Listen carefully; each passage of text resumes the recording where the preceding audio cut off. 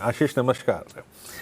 आशीष, earning season आपका जारी है और ये अर्निंग सीजन एक बात तो कह रहा है कि बाजार अच्छी अर्निंग्स पे बहुत अच्छा कन्विक्शन दे रहा है। खुल के अगर आप देखें तो बाइंग है अच्छे स्टॉक्स पे, अच्छे नंबर्स पे।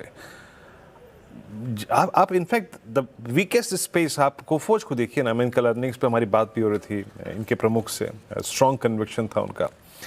तो बाजार कन्विक्शन दिखा रहा है अच्छे नंबर्स पे। आपका टेक क्या, आपकी प्रिफर्ड लिस्ट और इस अर्निंग सीजन का जो आपका क्रक्स है वो क्या है अब तक का?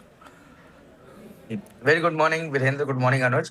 तो देखिए, अर्निंग सीजन डेफिनेटली काफी जो मिड कैप कंपनीज है, स्मॉल कैप कंपनीज है, वहां पे हमने देखा है 30-35% की भी ग्रोथ हमें देखने को नजर आई है। और मेरा ये मानना है कि ये कंपनीज काफी बेहतरीन परफॉर्मेंस कर रही है। चाहे कैपिटल गुड्स स्पेस में आप देखिए, सीजी पावर जैसी कंपनी, थर्मैक्स, जी Vernova, Hitachi energy, siemens energy, इन सभी के आप नंबर्स देखेंगे तो बहुत ही स्ट्रॉन्ग ऑर्डर बुक और एक स्ट्रॉन्ग रेवेन्यू विजिबिलिटी हमें देखने को मिल रही है। साथ ही साथ डिस्पाइट जो रॉ मटेरियल वोलेटिलिटी हमें देखने को मिली, उसके बावजूद भी आप देखिए पॉलीकैब ने मार्जिन में कोई डिसअपॉइंटमेंट नहीं दिया। और जो उसने जनवरी फरवरी में ही सारी जो रॉ मटेरियल हाई की जो इम्पैक्ट आया था उसको पास ऑन कर पाया और क्लियरली मार्केट शेयर भी गेन किया। तो ये इम्पैक्ट आपको देखिए पॉलीकैब, आरआर काबिल के स्टॉक्स में देखने को नजर आया, जो कि अपने सेगमेंट के लीडर्स हैं।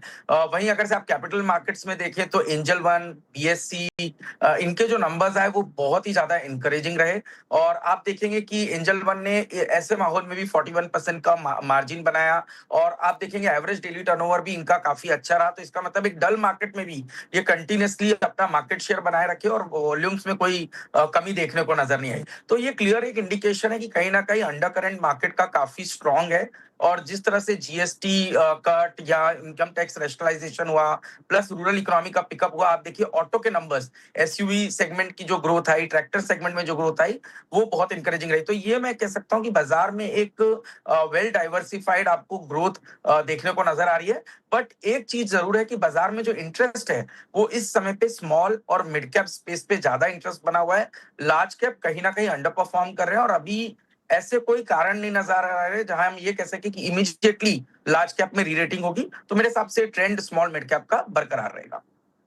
आशीष, गुड मॉर्निंग। आपके रेडार पर कौन से स्टॉक्स होंगे जो इन लेवल्स पर इन्वेस्टमेंट के लिए हिसाब से सही रहेंगे?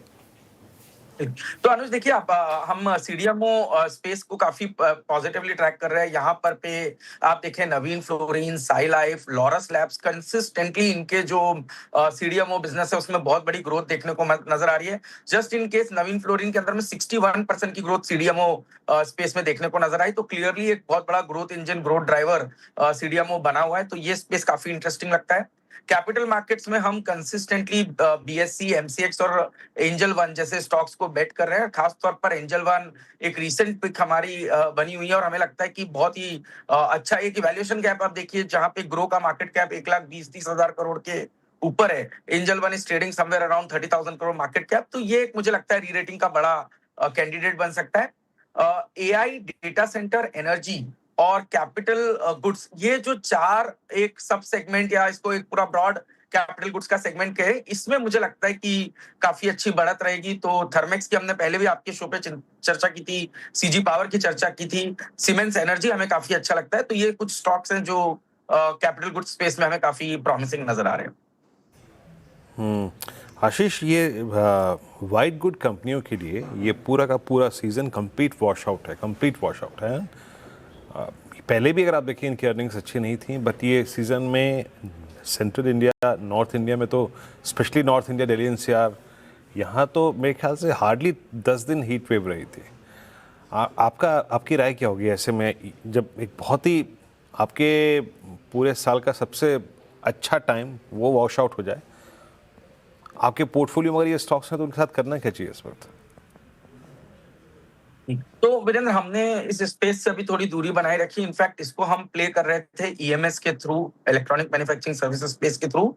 और वहां हमने हमेशा कहा है सिरमा हमारी एक टॉप पिक रही है और अभी भी हम उसको बेट कर रहे हैं। दूसरा जो स्टॉक हमें पसंद है इसी स्पेस से वो है Amber, which is a proxy to play the entire आपका व्हाइट गुड सेगमेंट या एसी सेगमेंट की रिकवरी के लिए।